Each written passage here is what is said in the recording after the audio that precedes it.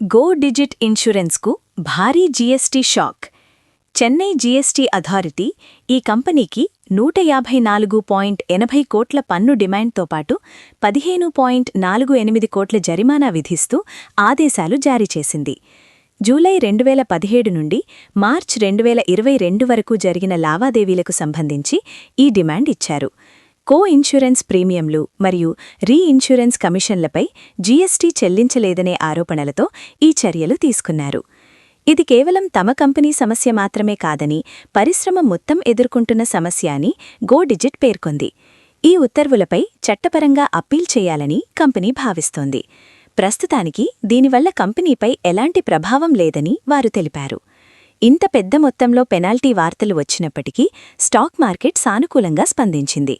బీఎస్సీలో go digit షేర్లు 3.23% పెరిగి 334.35 రూపాయల వద్ద ముగిశాయి.